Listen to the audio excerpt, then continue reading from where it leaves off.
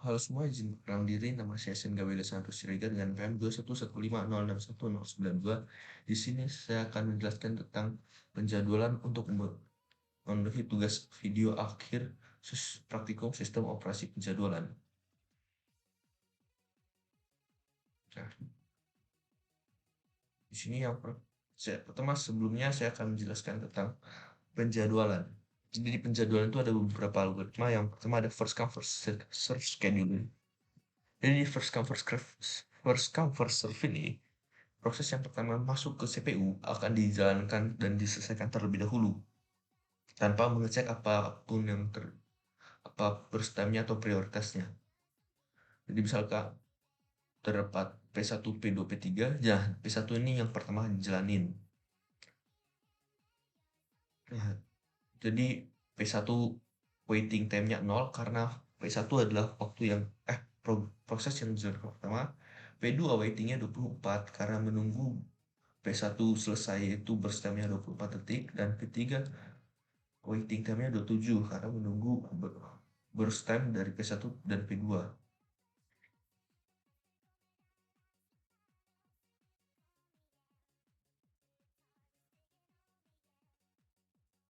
Di sini berikutnya ada shortest job first scheduling. Nah, di shortest job first scheduling ini, CPU akan mengecek burst time dari tiap-tiap proses. Nah, setelah mengecek, jadi burst time paling kecil akan dijalankan terlebih dahulu. Nah, di shortest job first scheduling juga ada dua jenis, yaitu non-preemptive dan preemptive.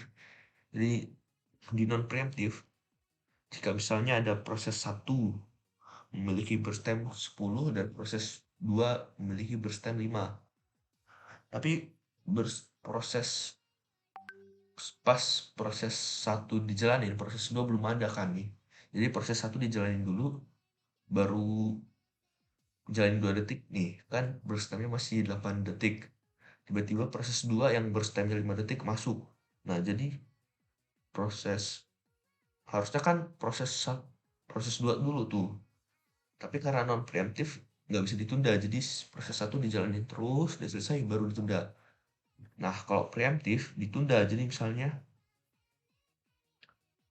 bisa ditunda dan diganti dengan proses baru. Misalnya ada ini,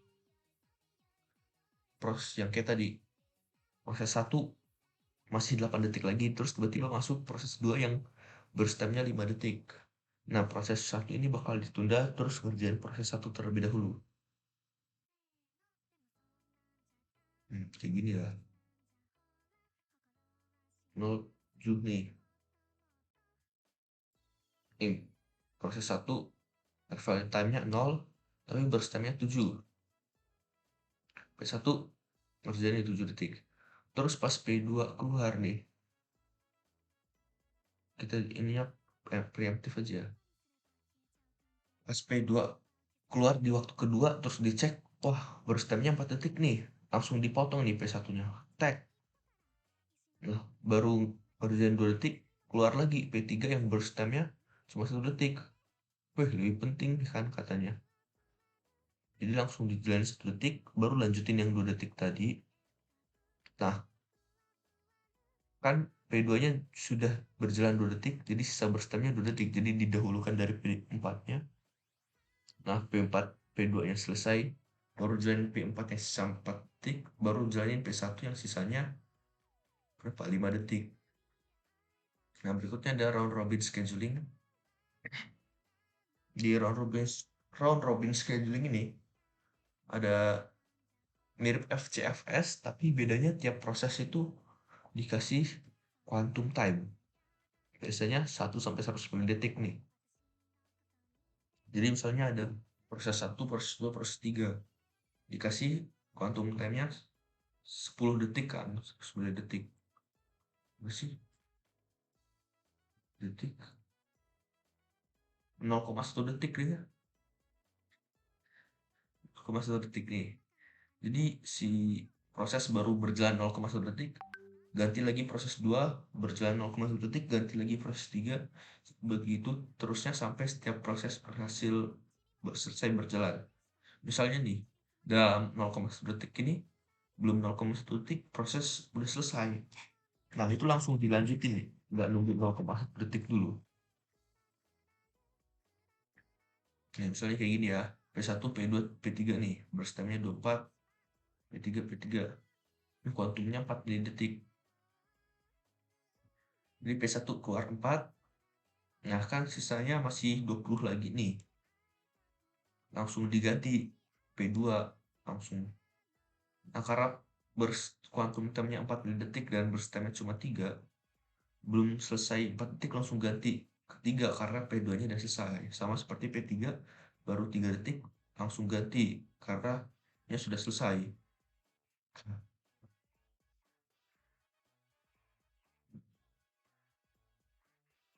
Nah, yang berikutnya ada prioritas scheduling. Jadi prioritas scheduling ini sebelum proses masuk ke CPU, proses itu diminta untuk masukin prioritasnya.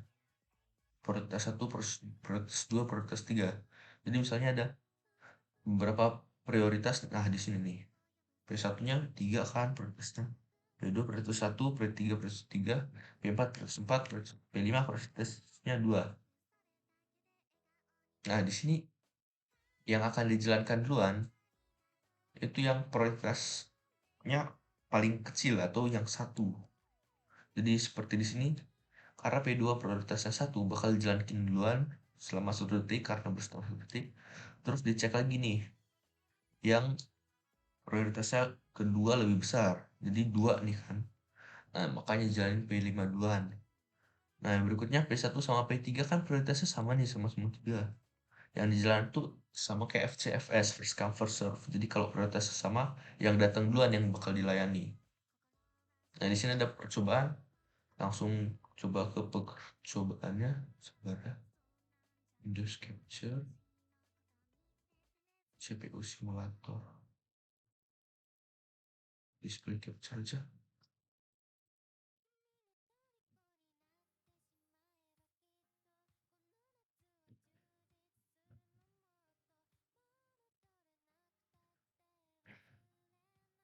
Nah, yang pertama yang harus dilakukan di compiler, kita klik dulu compilernya. Kita buka lagi modulnya. Kita copy dulu, baru kita masuk ke compiler tadi. Kita copy, lalu kita compile. Setelah compile, kita load in memory agar bisa disimpan ke memorinya. Oke.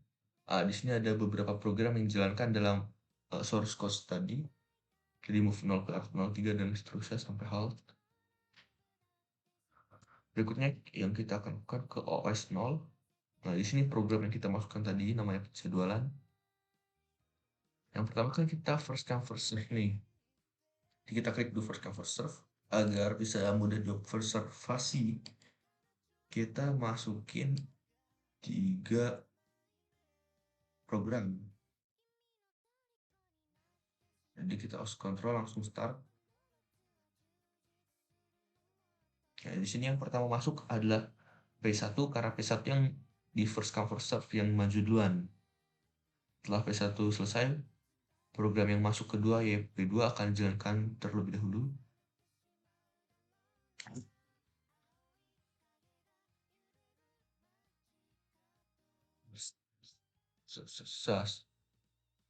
Nah, yang terakhir ini ya.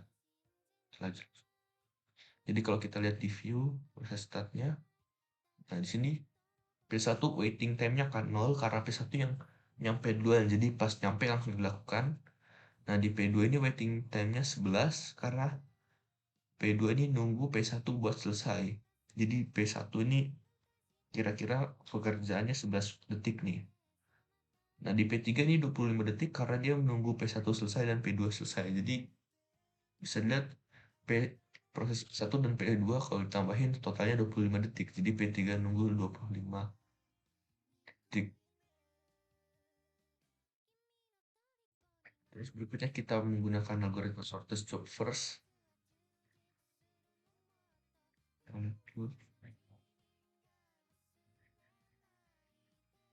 Nah, di sini ya. Nah, di shortest job first ini kan mengecek apanya burst time-nya.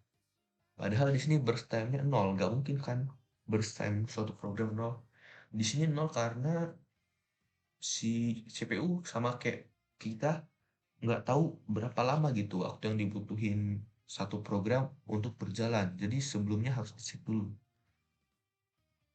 Nah, karena belum dicek masih 00 nih.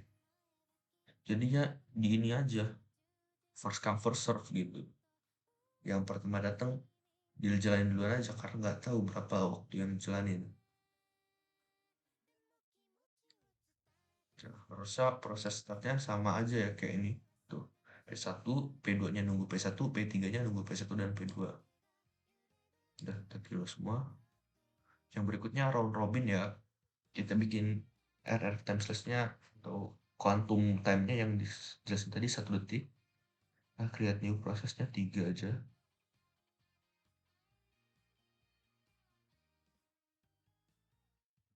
Kita start langsung. Ini P1A nih. Mereka ganti-gantian ya. Mereka 1 second selesai ganti, 1 second selesai ganti, 1 second selesai ganti, 1 second selesai ganti. Terus kalau kita lihat di proses startnya, waiting time-nya bakal rata-rata 1, 2, 1, 2, 1, 2, 1, 2. Karena mereka nunggu proses sebelumnya. Sebenarnya kita tunggu selesai dulu. Oh, di sini burst time-nya kelihatan ya, karena sudah dijalanin di sini, terus dibalikin lagi jadi ketahuan gitu. Waktu yang dibutuhin berapa gitu.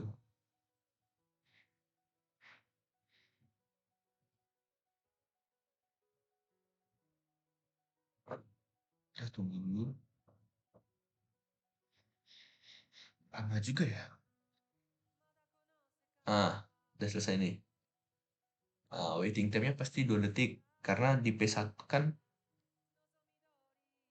apa waktu kuantumnya 1 detik nih. Jadi P1 ini 2 detik karena nunggu 1 detiknya dari P2 sama 1 detiknya dari P3. Nah, P2-nya nih 2 detik karena nunggu 1 detiknya dari P1 sama P3 dan P3-nya nunggu dari P1 sama P2. Yang berikutnya menjelaskan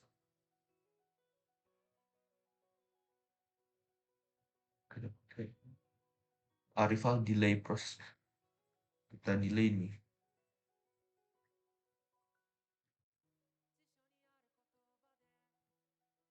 Kita coba pakai first come first serve aja delaynya. Kita buat dulu di ready. Salah dong. Nah, kita buat dulu satu di tempat ready-nya biar bisa ini. Ini kita remove aja. Yang pertama kita buat rival delay-nya 1 detik. Kedua kita buat 3 detik. Nah, 1 sampai 3 detik aja. Jadi urutan terus kita remove nih. Kok aduh. Sama P3. Nah, kita kasih nama P1 karena udah ada P2 sama P3. Kita delay prosesnya 9 detik yang ini. Yang ini P4. Delay prosesnya 4 detik. Kita gedein dulu ya. Jadi di sini urutan yang bakal dijalanin adalah pertama yang di ready dulu, setelah itu nunggu yang di delay 1 detik, delay 4 detik dan delay 9 detik. Jadi urutannya P2, P1, P4, P3. Kita coba kerja langsung ya. Nah, di sini dua-duaan. Setelah 2 baru 1. Yang 1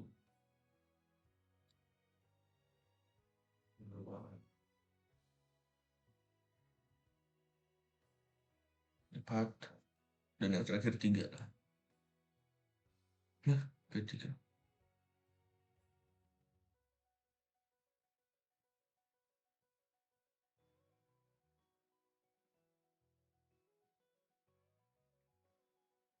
P2-nya nggak ditampilin. Nah, di sini ada waiting time-nya ya.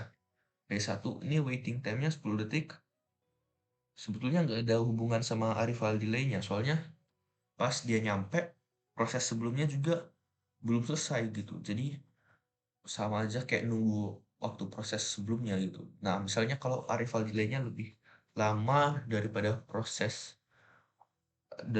time proses sebelumnya, maka baru ada reaksi yang akan ditimbulkan. Nah, sekian penjelasan dari saya untuk penjadwalan pada sistem operasi. Terima kasih.